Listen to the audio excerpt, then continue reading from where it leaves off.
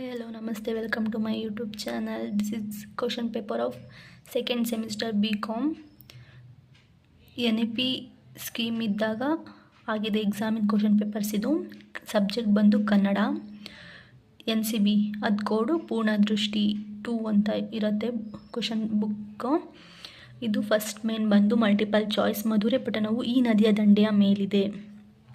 4 options ಇದೆ. You can note that. Second question, Siddayya ಪುರಾಣಿಕರ ಕಾವ್ಯನಾಮ. ಮುಗುಳು ಪದದ ಅರ್ಥ. ಇವುಗಳಲ್ಲಿ ಯಾವುದು GS ಶಿವರುದ್ರಪ್ಪನವರ ಕೃತಿ ಅಲ್ಲ. ಚದುರಂಗ ಇದು ಇವರ ಕಾವ್ಯನಾಮವಾಗಿದೆ.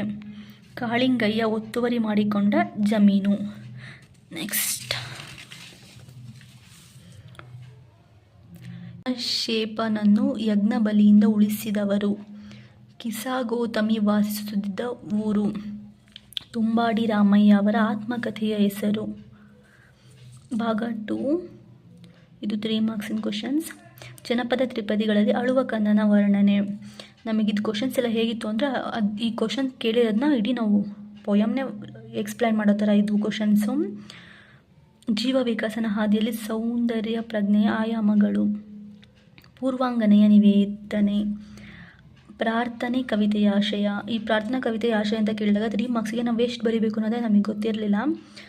ಅದರಲ್ಲಿ ಏನೋ ಒಂದು ಒಂದು ಹಾಫ್ ಪೇಜ್ ಇಲ್ಲ, ಒಂದು 5 to 6 ಲೈನ್ಸ್ ಆ ಥರ ಬರೀಬೇಕಿತ್ತು. ನಾನು ಇಡೀ ಪೇಜ್ ಬರೆದು ಕನ್ನಡ ಇಂಗ್ಲೀಷ್ಗೆ ನನಗೆ ಟೈಮೇ ಸಾಕಾಗ್ತಿರ್ಲಿಲ್ಲ, ಹಾಗಾಗ್ತಿತ್ತು. ಬಹು ಉಪಯೋಗಿ ಬಿದಿರಿನ ಮಹತ್ವ. ತುಂಬಾಡಿ ರಾಮಯ್ಯ ಅವರ ಪರಿಚಯ. ಈ ಭೂಮಿ ಬಣ್ಣದ ಬುಗಿರಿ ಗೀತೆಯ ಆಶಯ. 3 ಮಾರ್ಕ್ಸಿಗೆ ಹಿಂಗೆಲ್ಲ ಹೆಂಗೆ ಬರೆಯೋದು. 4 ಮೊಳದ ಭೂಮಿ ಮತ್ತು ಕಾಳಿಂಗಯ್ಯನ ಪಶ್ಚಾತ್ತಾಪ. ದಿಸ್ ಒನ್ ಇಸ್ ಭಾಗ 3, 5 ಮಾರ್ಕ್ಸಿಂದು. ಪ್ರಥಮ ರಾಜನಿಗೆ ಕವಿಯ ವಿಜ್ಞಾಪನೆಯನ್ನು ವಿಶ್ಲೇಷಿಸಿ. ಅಶೋಕನ ಧರ್ಮ ಸಂದೇಶವನ್ನು ಚರ್ಚಿಸಿ. ಜಾಗತೀಕರಣ ಪರಿಣಾಮವನ್ನು ಗಿಡುಗ ಮತ್ತು ಎರೆಹುಳು ಕವಿತೆಯ ಹಿನ್ನೆಲೆಯಿಂದ ವ್ಯಾಖ್ಯಾನಿಸಿ.